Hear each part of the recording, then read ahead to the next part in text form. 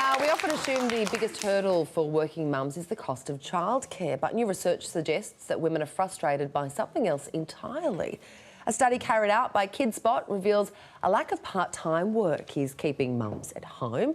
It's our daily dilemma. What do Aussie mums really think about childcare and work? Margaret Rafferty from kidspot.com.au joins us now. Margaret, welcome. Hey. Talk to us about some of the findings. The findings are really interesting. They were, and somewhat surprising too. I think one of the biggest concerns was that 78% of the women we surveyed, and it was quite a representative panel of more than 800, nearly 900 women, 78% were extremely disappointed in their current childcare arrangements. So they were not happy with what they had to send their children to. They had been frustrated by long waiting lists. The cost was a lot. But more than that, it was around the issues of how they chose to work. And we asked women how they felt about their working lives. Women who worked full-time were quite likely to describe themselves as exhausted and guilty.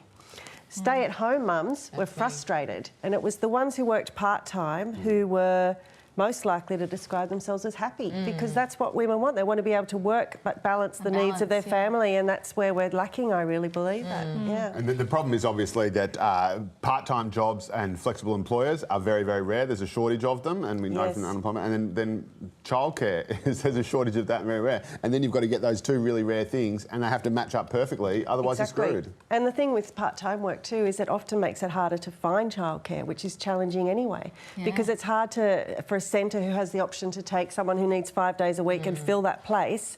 What are they going to do? Take them, or the one who only wants 2 days a week, and then they've got someone to find for 3 days a week? When there's so many people on the waiting list, you can see why they would take the option that fills their needs most easily. So many people on the waiting list because women have to work full-time as opposed to part-time. You know, that's the dilemma. How do you encourage employers to make the hours more flexible for women? You know, they chat about it, but they don't do it. And for a lot of people, it's not worth working full-time, is it, with the cost of childcare?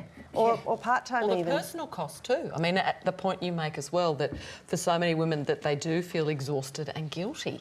And what I find so fascinating too is that time and time again, although you have a child ideally as part of a family, there's a dad and a mum, it falls on the women more often than not to sort of juggle the career, the guilt, the exhaustion. Think about getting the chops out of the freezer. All of that. It's never changed. I can remember when my kids were little, I would get out of bed and I would be making the bed and I'd think, oh, about 14 hours, I'll be able to get back in here again. Because you are always exhausted. Yeah, you are. Yeah, exactly. And it's the hardest job in the world. It is, Best job, but hardest. But all the arguments you get about, oh, it's nobody else's responsibility to try and make things flexible for you. Why don't men ever get those arguments put to them? You know, that it's not up to anyone else to make arrangements easier for you. Joe. How is this suddenly my fault? He's looking very alarmed. That's right, yeah. But there you go. Bosses of Australia. Bosses of Australia, give women part-time work. And boys too. No. Or make the nanny thing a tax deduction, because that would be so much easier and it would free up a lot of childcare places. Thank you so much, Margaret Rafferty from kidspot.com.au for coming in.